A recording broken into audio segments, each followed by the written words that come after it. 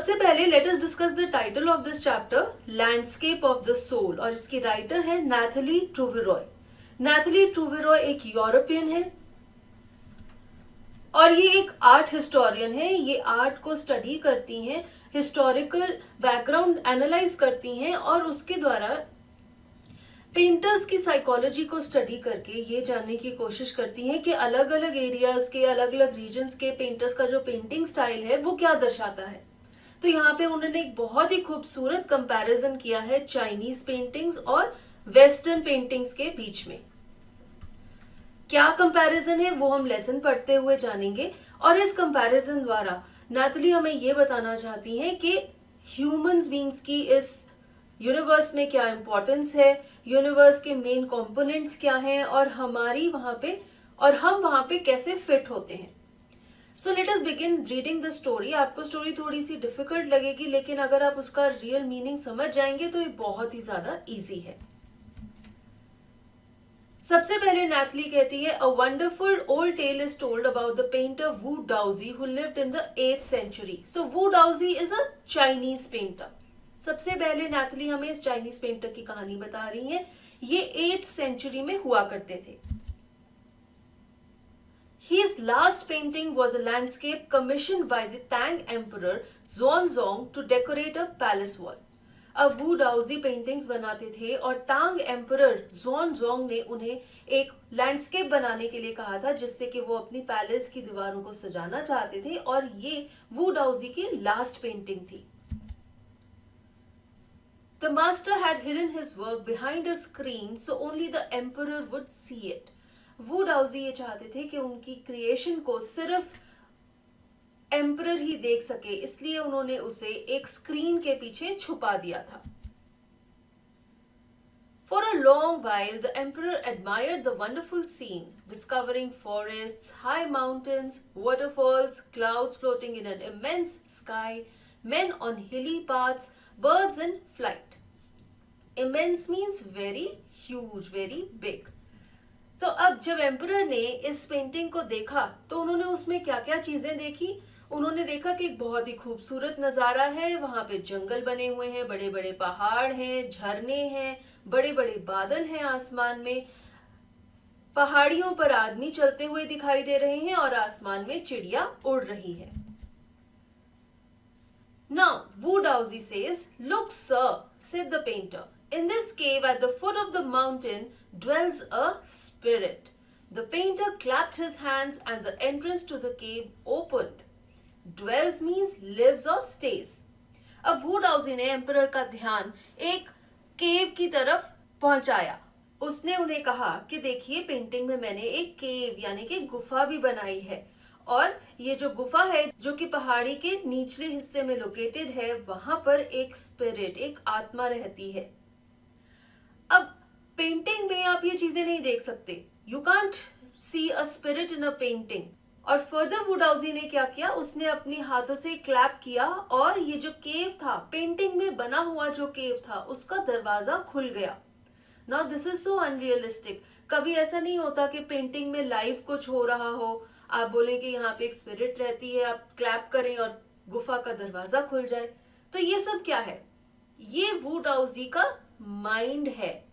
वो अपने दिमाग के साथ पेंटिंग में एंटर हो गया, यानी कि वो ऐसा इमेजिन कर रहा है, उसकी इमेजिनेशन इतनी स्ट्रांग है कि सच में ऐसा हो रहा है, वो पेंटिंग में घुस गया है। और फर्दर वो ये इमेजिन कर रहा है कि उसने ताली बजाई और गुफा का दरवाजा खुल गया। आगे क्या होता है? The inside is splendid, beyond anything words can convey. Please let me show your majesty the way। Splendid means very impressive, superb। Further Wu Daozi king को कहता है कि केव का जो अंदर का एरिया है वो बहुत ज्यादा अच्छा है, मैं आपको वर्ड्स में नहीं डिस्क्राइब कर सकता, इसलिए मैं चाहता हूं कि आप मेरे साथ केव में आइए। तो वो क्या कह रहा है? वो किंग को कह रहा है कि चलो हम पेंटिंग में बने हुए केव में एंटर करते हैं। The painter entered the cave, but the entrance closed behind him, and before the astonished emperor could move or utter a word, the painting had vanished from the wall। अब ये जो painter था वू डाउजी, ये केव में घुस गया। इससे पहले कि एम्परर उसके पीछे पीछे अंदर जाता, केव का दरवाजा बंद हो गया और साथ ही साथ क्या हुआ, पेंटिंग भी दीवार से गायब हो गई, उसके साथ ही वू डाउजी भी जो पेंटिंग में गया था वो गायब हो गया। अब ये सब क्या है, ये एक कहानी है, एक किस्सा है। एक्चुअली ऐसा हुआ कि नहीं किसी को नहीं पता, लेकिन ये एक चाइनीज फेबल है और इससे लोगों को ये बताया जाता है कि हमारे दिमाग की शक्ति कितनी ज्यादा है, अगर हम ऐसे भी इमेजिन करें तो वैसा सच में हो जाता है। फर्दर नैटली हमें बताती हैं, Not a trace of Wu Daozi's brush was left and the artist was never seen again in this world. तो इसके साथ ही वू डाउजी का एंड हो गया, ना तो उसका ब्रश देखने को मिला, ना तो वू डाउजी देखने को मिला। Such stories played an important part in China's classical education.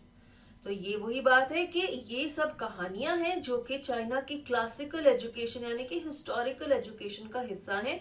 ये आज भी बच्चों को सुनाई जाती हैं। The books of Confucius and Zhuangzi are full of them. They help the master to guide his disciple in the right direction. Disciple is a follower or a pupil or a student. Confucius और ज़ुआंगजी बहुत ही famous Chinese philosophers हुआ करते थे। उनकी किताबों में भी ऐसी कहानियां बहुत मिलती हैं और वो इन कहानियों द्वारा अपने स्टूडेंट्स को ये बताना चाहते हैं कि आपके माइंड में बहुत ज्यादा पावर होती है। Beyond the anecdote, they are deeply revealing of the spirit in which art was considered. Anecdote is a short, amusing or interesting story about a real incident or person, just like Wu Daozi's story. ये जो कहानियां हैं, ये एक तरह से तो कहानियां भी हैं और ये कहानियां आपको क्या संदेश देती हैं कि आर्ट की स्पिरिट को बहुत डीपली फील किया जाता था और ये माना जाता था कि उसमें बहुत ज्यादा स्ट्रेंथ है। व्यूअर अपने दिमाग से आर्ट को कैसे एनालाइज करता है और वो उसको देख के कैसा फील करता है, वैसा ही हो सकता है, वैसा ही रियलिटी में वो कर सकता है। Contrast this story or another famous one about a painter who wouldn't draw the eye of a dragon he had painted for fear it would fly out of the painting. अब further वो कहते हैं कि एक और कहानी है एक ऐसे पेंटर की जो जब ड्रैगन पेंट करता था वो ड्रैगन की आंखें नहीं बनाता था, क्योंकि उसे डर था कि अगर वो ड्रैगन की आंखें बना देगा तो ड्रैगन जिंदा हो जाएगा और वो पेंटिंग में से उड़कर बाहर आ जाएगा। अब ये जो कहानियां हैं ये हैं चाइनीज कहानियां, चाइनीज पेंटिंग्स की कहानियां। इनको कंट्रास्ट कीजिए, यानी कि इनके ऑपोजिशन में अब आप देखिए old story from my native Flanders. Flanders is an area in western Europe. यहाँ पर आप देख सकते हैं, this is the map of Europe. यहाँ पे जो एरिया है ग्रीन कलर का मार्क, दिस इज फ्लैंडर्स। हमारी राइटर नैथलीन ट्रोवेरॉय एक फ्लैंडर की रहने वाली हैं और वो ये कहती हैं कि वहां की जो पेंटिंग्स हैं, she finds most of them representative of western painting. अब जब वो वेस्टर्न पेंटिंग्स की बात करती हैं तो हमें फिर से एक कहानी सुनाती हैं। In the 15th century, Antwerp, a master blacksmith called Quentin Metzys fell in love with a painter's daughter. The father would not accept a son-in-law in such a profession. अब 15th century में Antwerp क्या है? It is a city in northern Belgium. यहाँ पर आप देख सकते हैं ये है बेल्जियम और ये है एंटवर्प। इस सिटी में एक मास्टर ब्लैकस्मिथ रहा करता था। ब्लैकस्मिथ मींस लोहार, जिसका नाम था क्विंटन मेत्सिस, और उसे एक पेंटर की बेटी से प्यार हो गया था, लेकिन लड़की का फादर एक ब्लैकस्मिथ से अपनी लड़की की शादी नहीं करना चाहता था। So Quentin sneaked into the painter's studio and painted a fly on his latest panel with such delicate realism. Realism means the quality of art that makes it seem so real. यानी कि as close to real, यानी कि actual जिंदा मक्खी जैसी उसने एक painting बना दी। तो क्विंटन ने क्या किया, उसने जो लेटेस्ट पेंटिंग थी जिसपे वो काम कर रहा था उसके ऊपर एक मक्खी पेंट कर दी। वो मक्खी बहुत ज्यादा रियलिस्टिक थी, ऐसे लग रहा था कि जिंदा मक्खी वहां पर बैठी हुई है। That the master tried to swat it away before he realized what had happened. अब जब पेंटर आया तो उसने क्या किया, उसने सोचा कि मैं इस मक्खी को हिट करता हूं, इसे मार देता हूं, लेकिन अभी उसने उसे मारा नहीं था कि उसने रियलाइज किया कि ये जिंदा मक्खी नहीं है, ये एक पेंटिंग है। Quentin was immediately admitted as an apprentice into his studio. Apprentice means a trainee. अब जब उस पेंटर ने देखा कि क्विंटन ने as close to real painting बनाई है तो वो बहुत इम्प्रेस था और उसने क्विंटन को अपने स्टूडियो में एक अप्रेंटिस की तरह रख लिया. He married his beloved and went on to become one of the most famous painters of his age. तो फाइनली क्या हुआ, क्विंटन की शादी उस लड़की से हो गई जिसके फादर पेंटर थे. तो यहाँ पर हमें ये पता चल रहा है कि जो चाइनीज पेंटिंग है उसमें बहुत सारी चीजें व्यूअर अपने दिमाग से डिटरमिन करता है और वैसे ही हकीकत में हो जाता है, जबकि वेस्टर्न पेंटिंग में जो पेंटर ने बनाया व्यूअर वो ही देखता है और वो ही समझता है. इमेजिनेशन पे कुछ भी नहीं छोड़ा जाता. These two stories illustrate what each form of art is trying to achieve: a perfect illusionistic likeness in Europe, the essence of inner life and spirit in Asia. Illusionistic likeness means an illusion which is created and it resembles something real. And essence of inner life and spirit means your mind, how your mind perceives something. तो यहाँ पर writer हमें contrast बता रही हैं, comparison बता रही हैं यूरोपियन और एशियन पेंटिंग्स के बीच में. वो कहती हैं कि यूरोपियन पेंटिंग्स बिल्कुल रियलिस्टिक होती हैं और चाइनीज पेंटिंग्स आपके माइंड और व्यूअर के इनर लाइफ और स्पिरिट पर बेस्ड होती हैं. In the Chinese story, the emperor commissions a painting and appreciates its outer appearance, but the artist reveals to him the true meaning of his work. अब जब emperor वो Chinese painting देख रहे थे, वो सिर्फ वो चीजें अप्रिशिएट कर रहे थे जो उन्हें दिखाई दे रही थी, लेकिन वू डाउजी ने उनका ध्यान और चीजों पर भी डाला, वो चीजें जिन्हें वो देख नहीं सकते थे. वू डाउजी उन सब चीजों को इमेजिन कर रहे थे. वो इमेजिन कर रहे थे कि केव की एंट्रेंस पर एक स्पिरिट रहती है.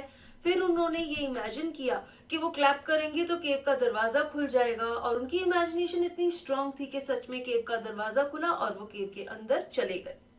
तो ये सब चीजें जो थी ये उनके दिमाग की उपज थी, उनकी इमेजिनेशन थी. The emperor may rule over the territory he has conquered, but only the artist knows the way within. तो यहाँ पर हमें ये पता चलता है कि एम्परर अपनी टेरिटरी, अपनी एरिया के ऊपर राज कर सकते हैं, लेकिन जो आर्टिस्ट है वो क्या कर सकता है, वो अपने दिमाग के साथ, अपनी इमेजिनेशन के साथ उस टेरिटरी में कहीं पर भी एंटर कर सकता है. So this is the importance of our mind. Let me show the way. The Tao, a word that means both the path or the method and the mysterious works of the universe. अब Tao क्या है, ये एक Chinese concept है जिसका ये मतलब है कि यूनिवर्स जो रिप्रेजेंट करता है यूनिवर्स की वर्किंग को. और यहाँ पर राइटर हमें यही बता रही है कि आइए हम देखते हैं कि क्या मिस्टीरियस राज है जिस पर यूनिवर्स की वर्किंग बेस्ड है. The painting is gone, but the artist has reached his goal beyond any material appearance. Writer कहती है कि जो पेंटिंग है, जो वू डाउजी ने पेंटिंग बनाई थी वो गायब हो गई, लेकिन वू डाउजी का जो एम था वो पूरा हो गया. उन्होंने अपने दिमाग की इमेजिनेशन से उस पेंटिंग में एंटर किया, केव में घुस गए और फिर वो उसकी अंदर ही रह गए. तो ये चीजें देख नहीं सकती. मटेरियल अपीयरेंस मीन्स वो चीजें जिन्हें हम देख सकते हैं, जो हमारे सामने पड़ी हैं, एनी टैंजिबल थिंग्स. ये एक इनटैंजिबल चीज है, ऐसी चीज जिसे हम देख नहीं सकते, छू नहीं सकते, लेकिन दिमाग के साथ हम उसका एहसास कर सकते हैं और वैसा ही हमारे साथ हो जाता है. A classical Chinese landscape is not meant to reproduce an actual view as would Western figurative painting. So this is the main comparison between Chinese and Western paintings. Writer कहती हैं कि चाइनीज पेंटिंग में जो landscape बनाया गया है वो इतना क्लियर नहीं है, वो किसी पर्टिकुलर इमेज या सीन को रिप्रेजेंट नहीं कर रहा. पेंटर ने बहुत सारी ऐसी खाली जगहें छोड़ी हुई हैं, ब्लैंक्स छोड़े हुए हैं. उन ब्लैंक्स को कौन फिल करेगा? व्यूअर का दिमाग. On the other hand western paintings क्या है, वो फिगरेटिव पेंटिंग्स हैं, यानी कि वो रियलिस्टिक है, वो रियल चीज को as it is, as close to real present करती हैं और वो चाहती हैं कि व्यूअर उन्हें ऐसे के ऐसे ही देखे. Whereas the European painter wants you to borrow his eyes and look at a particular landscape exactly as he saw it from a specific angle, the Chinese painter does not choose a single viewpoint. Here you can see, ये एक European painting है, एक landscape की। यहाँ पे हर चीज बहुत well defined है। ये एक सीन है जिसे कि पेंटर ने हूबहू अपनी पेंटिंग में बना दिया। ऑन द अदर हैंड ये एक चाइनीज लैंडस्केप की पेंटिंग है। इसमें आप देख सकते हैं कितनी सारे एरियाज ब्लैंक रखे हुए हैं, और जो पेंटिंग बनाई गई है वो एक बहुत ही मोटी मोटी सी चीज को दर्शाती है, बहुत फाइनली एक सीन को नहीं दर्शा रही, क्योंकि उसमें व्यूअर अपने माइंड की इमेजिनेशन के साथ बहुत सारी चीजें चेंज कर सकता है, जैसे कि वो उन्हें इमेजिन करता है। तो जो चाइनीज पेंटिंग है उसमें एक पर्टिकुलर एक सिंगल व्यू पॉइंट नहीं दिखाया गया, बहुत सारी चीजें आप अपनी इमेजिनेशन और अपनी व्यूज के साथ क्रिएट कर सकते हो, सोच सकते हो। His landscape is not a real one, and you can enter it from any point, then travel in it. The artist creates a path for your eyes to travel up and down, then back again in a leisurely movement. Leisurely means relaxed. अब जो Chinese painter का landscape है वो real नहीं है, ऐसी real scenery, ऐसा real landscape कहीं देखने को नहीं मिलता। तो चाइनीज पेंटर अपनी पेंटिंग में जो लैंडस्केप बनाते हैं उसमें व्यूअर की इमेजिनेशन बहुत मायने रखती है। व्यूअर कहीं से भी इसमें घुस सकता है, यानी कि वो कुछ भी इमेजिन कर सकता है। आप फर्दर इस लैंडस्केप में इमेजिन कर सकते हैं कि यहाँ पे ये जो डार्क सा एरिया है ये एक केव है, ये एक गुफा है, यहाँ से लोग अंदर जा सकते हैं, और यहाँ पर जो डार्क लाइट मिक्स सा कलर है आप इमेजिन कर सकते हैं ये कोई स्पिरिट है, जैसे कि वू डाउजी ने इमेजिन किया। फर्दर आप ये भी इमेजिन कर सकते हैं ये जो ब्लैंक एरिया में ये हल्का सा कोई दिख रहा है ये कोई बोट है जिसमें कोई बोटिंग कर रहा है। ऐसे कुछ भी चीजें व्यूअर इमेजिन कर सकता है। वो ये सोच सकता है कि वो खुद ही इस बोट में बैठा हुआ है, थोड़ी दूर जाकर उसकी बोट एक तूफान में फंस गई है। तो आप ये चीज देख सकते हैं कि इस लैंडस्केप में जब सारी चीजें क्लियरली डिफाइंड नहीं है, ये एक क्लियर इमेज नहीं है। क्यों?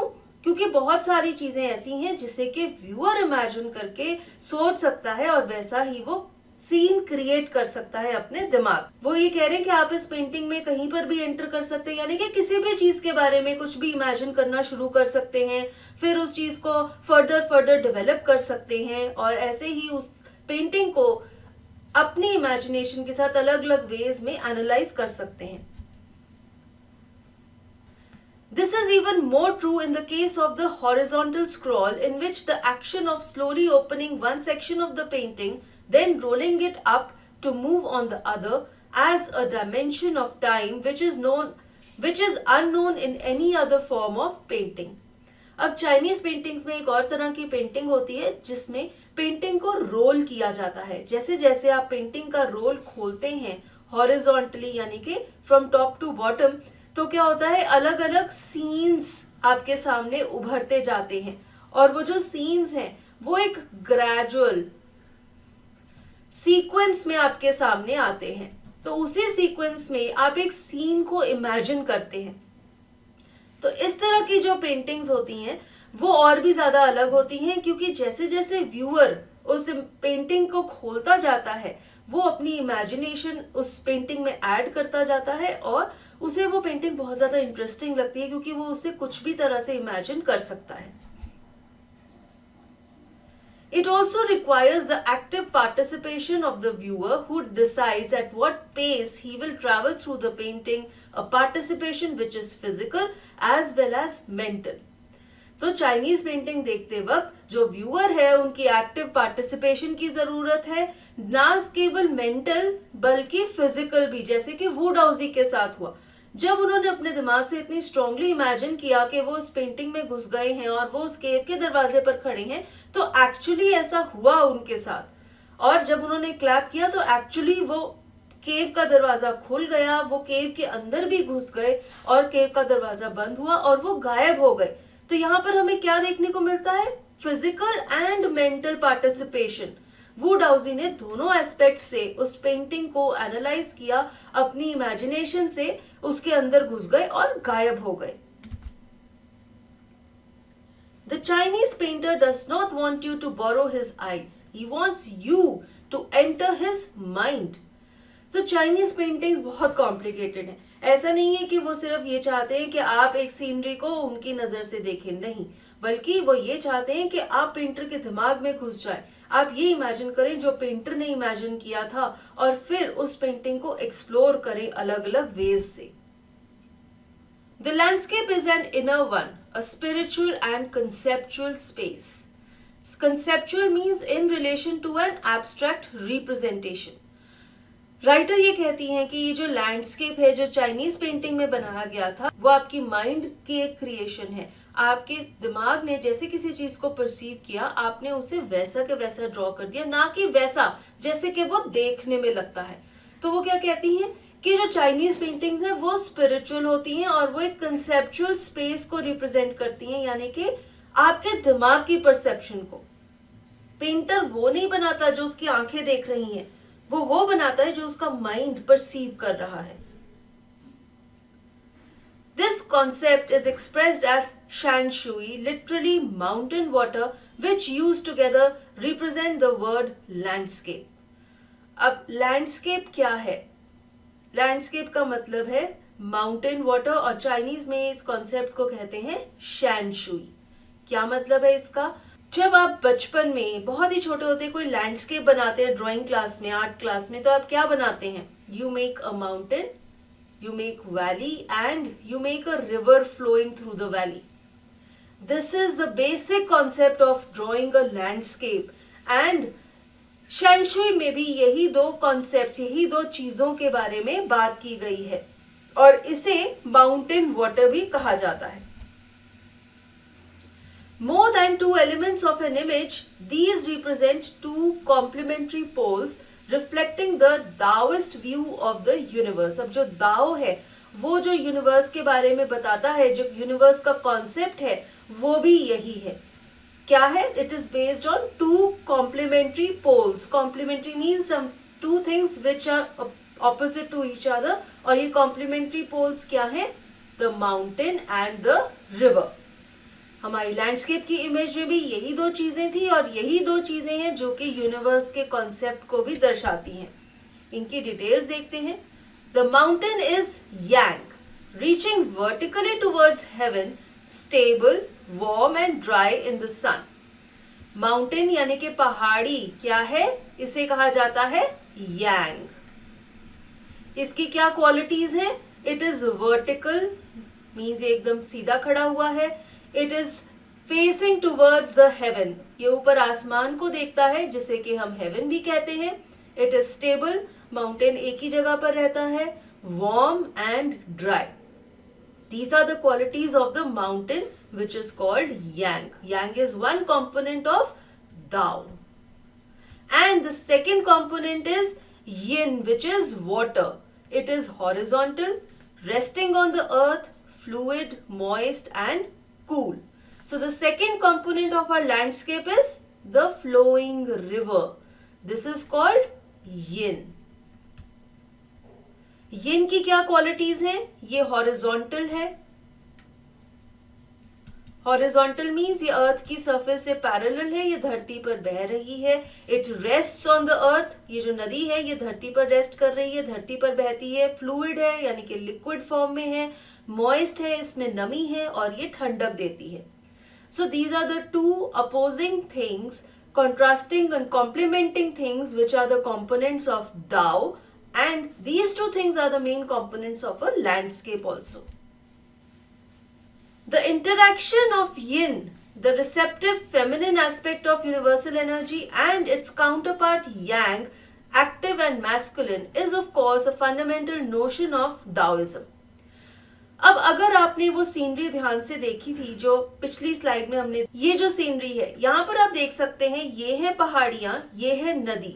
इन दोनों के बीच में जो एरिया है, आगे इस एरिया की बात हो रही है। राइटर कहती है यिन यानी कि नदी और उसके काउंटरपार्ट यांग यानी कि माउंटेन। यिन क्या है? एक फेमिनिन एस्पेक्ट है यूनिवर्सल एनर्जी का, और यांग क्या है? मैस्कुलिन एस्पेक्ट है यूनिवर्सल एनर्जी का। और इनकी जो इंटरैक्शन है यानी कि वो एरिया जहां पे ये दोनों मिलते हैं, वो दाओइज्म का फंडामेंटल नोशन है, यानी कि दाओइज्म का फंडामेंटल बेसिस है, यिन और यांग का meeting point. What is often overlooked is an essential third element, the middle void, where their interaction takes place. अब वो कह रहे हैं कि दाओइज्म में हम यिन को भी कंसिडर कर रहे हैं, हम यांग को भी कंसिडर कर रहे हैं, लेकिन इन दोनों के बीच में एक मिडल एरिया है जिसे मिडल वॉइड कहा जाता है. ये बहुत ज्यादा इंपॉर्टेंट है क्योंकि यहीं पर यिन और यांग की इंटरैक्शन होती है आपस में. This can be compared with the yogic practice of pranayam, that is breathe in, retain, breathe out. The suspension of breath is the void where meditation occurs.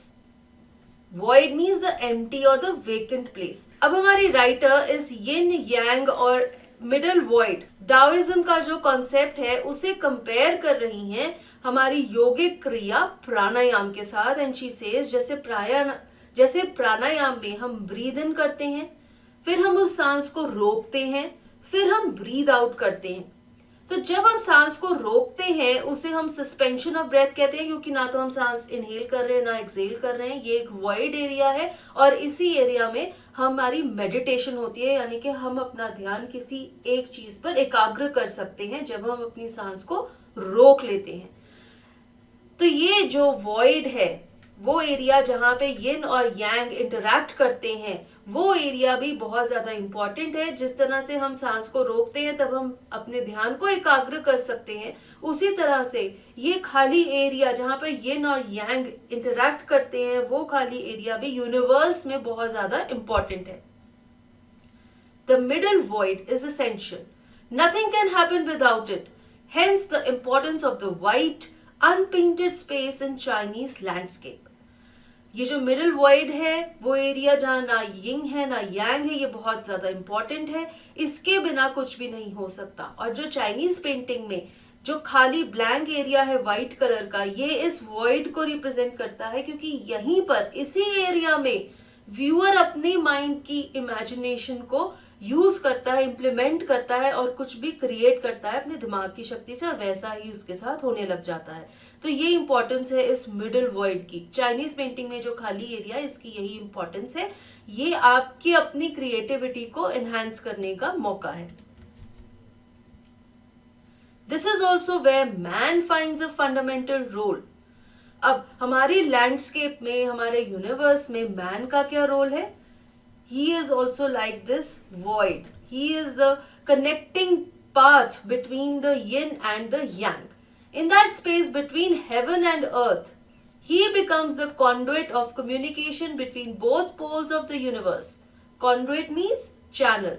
So man is the mode of communication between the yin and the yang. Yang यानी कि mountain और yin यानी कि नदी जो धरती पर बह रही है, दोनों के बीच में कौन है? मैन है. मैन ही इनके बीच में कनेक्शन फॉर्म कर रहा है.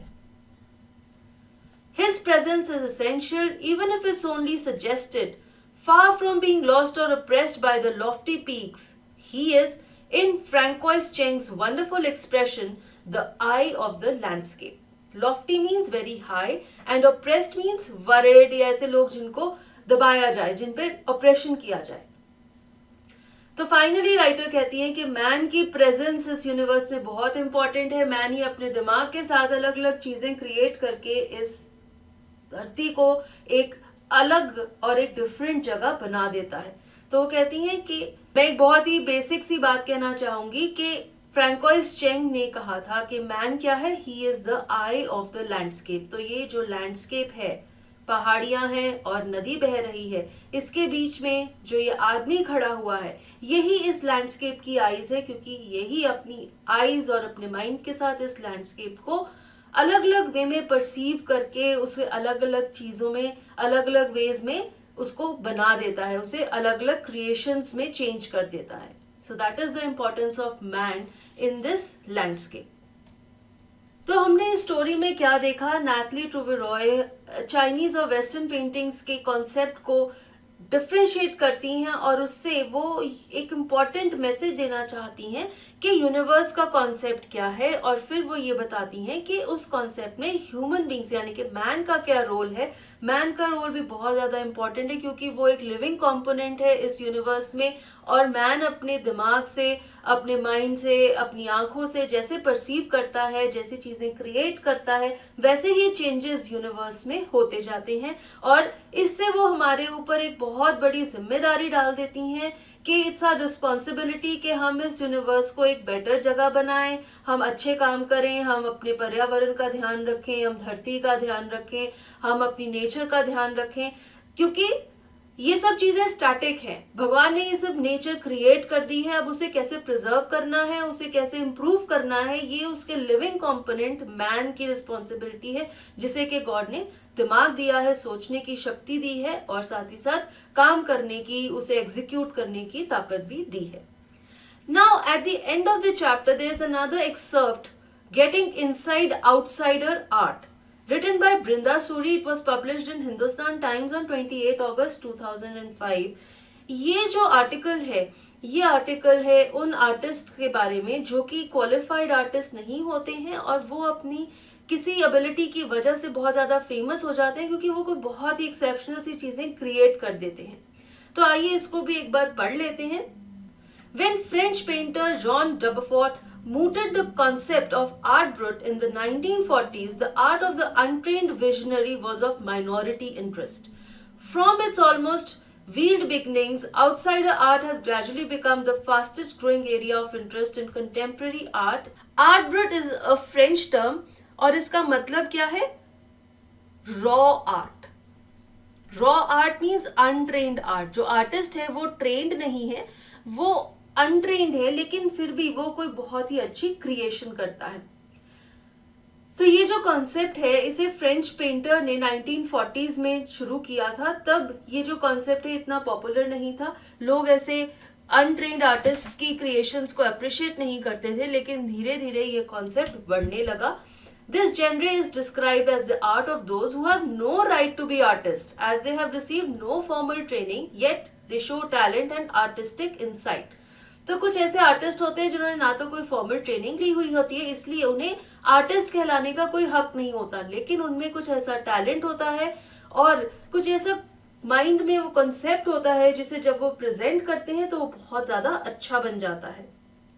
Their works are a stimulating contrast to a lot of mainstream offerings. अब mainstream offerings वो है जो ट्रेडिशनली पेंटिंग करने का तरीका है, जो आर्ट बनाने का ट्रेडिशनल तरीका है। अब ये जो नए रॉ आर्ट वाले आर्टिस्ट होते हैं उनका जो तरीका होता है वो इन मेन स्ट्रीम वाले तरीकों से बहुत अलग होता है। Around the time Dubuffet was propounding his concept in India, an untutored genius was creating paradise. जब डुबेफोर्ट ने 1940s में अपना ये कॉन्सेप्ट शुरू किया था आर्ट ब्रुट का, तब भारत में एक ऐसे ही जीनियस थे जो कि रॉ आर्टिस्ट थे, जिन्होंने आर्ट कभी सीखा नहीं था और वो एक पैराडाइज क्रिएट कर रहे थे। उनका नाम क्या है? Years ago, the little patch of jungle that he began clearing to make himself a garden sculpted with stone and recycled material is known to the world today as the Rock Garden at Chandigarh. अब एक creation है जिसका नाम है rock garden, ये चंडीगढ़ में located है। बहुत साल पहले एक जंगल एरिया था, तो एक आदमी था, उसने क्या किया, उसने इस जंगल एरिया को साफ करना शुरू किया और वहां पे उसने कुछ स्कल्पचर्स बनाए पत्थर और रिसाइकल्ड यानी कि पुरानी टूटी फूटी चीजों के साथ। ये जो स्कल्पचर्स थे उन्हें उसने इकट्ठा करके इस जंगल एरिया को साफ करके वहां पर फिक्स कर दिया। इस टाइप के स्कल्पचर जैसे आप इमेज में देख रहे हैं। Its 80-year-old creator director Nekchand is now hailed as India's biggest contributor to outsider art. ये जो क्रिएटर है जिन्होंने रॉक गार्डन बनाया उनका नाम है नेकचंद। वो अराउंड 80 से ज्यादा उम्र के, 2005 में वो 80 के थे, तो आज के डेट में हम कह सकते हैं ही मस्ट बी 90 प्लस। उन्होंने ये रॉक गार्डन बनाया और वो ये आउटसाइडर आर्ट ब्रुट जो कॉन्सेप्ट है उसके बिगेस्ट कंट्रीब्यूटर है भारत से। The fifth issue, Spring 2005 of Raw Vision, a UK-based magazine pioneer in outsider art publications, features Nekchand and his rock garden sculpture Women by the Waterfall on its anniversary issue's cover. अब UK based एक बहुत ही बड़ी magazine है जो outsider art को publish करती है, उसका नाम है रॉ विजन। इस मैगजीन ने अपने स्प्रिंग 2005 के एडिशन में नेकचंद के ऊपर बहुत बड़ा आर्टिकल फीचर किया और कवर पे भी उसके बारे में लिखा, और उन्होंने जो रॉक गार्डन में एक स्कल्पचर और वाटरफॉल बनाया है, विमेन बाय द वाटरफॉल, उसको फीचर किया। The notion of art brut or raw art was of works that were in their raw state as regards cultural and artistic influences. Anything and everything from a tin to a sink to a broken down car could be material for a work of art. Something Nekchand has taken to dizzying heights. अब जब आप नेकचंद की creations देखते हैं तो आपको ये पता लगता है कि रॉ आर्ट में कितना पोटेंशियल है। उन्होंने अपनी क्रिएटिविटी से अलग अलग चीजें, चाहे कोई टिन का डब्बा है, चाहे कोई टूटा हुआ वॉश बेसिन है, या कोई कार के टूटे हुए टुकड़े हैं, पुर्जे हैं, उन सबको यूज करके इतनी क्रिएटिविटी लगाई और इतनी सुंदर सुंदर चीजें क्रिएट की हैं कि आप ये सोच सकते हैं कि हमारी इमेजिनेशन और क्रिएटिविटी कितनी ऊंचाइयों तक जा सकती है, हम कितना कुछ क्रिएट कर सकते हैं। और ये एक बहुत ही बड़ा एग्जाम्पल है रॉ आर्ट का, एक ऐसे आर्टिस्ट का जिनके पास कोई प्रोफेशनल क्वालिफिकेशन नहीं थी आर्ट की, लेकिन फिर भी उन्होंने एक बहुत ही नायाब चीज क्रिएट की। Recognizing his art as an outstanding testimony of difference of a single man can make when he lives his dream, the Swiss Commission for UNESCO will be honoring him by way of a European exposition of his works. The 5-month interactive show Realm of Nekchand beginning October will be held at leading museums in Switzerland, Belgium, France and Italy. The biggest reward is walking through the garden and seeing people enjoy my creation, Nekchand says. अब नेकचंद की creation को honour करने के लिए UNESCO की Swiss commission ने उनको honour करने का सोचा और उन पर बेस्ड एक 5 मंथ लॉन्ग इंटरैक्टिव शो शुरू किया जिसका नाम था रियलम ऑफ नेकचंद, जो कि अलग अलग म्यूजियम्स में अलग अलग कंट्रीज में ऑर्गेनाइज किया जाएगा। और नेकचंद कहते हैं कि जब मैं देखता हूँ लोग मेरे गार्डन में घूम रहे हैं और मेरी क्रिएशंस को देखकर खुश हो रही हैं, ये मेरे लिए सबसे बड़ा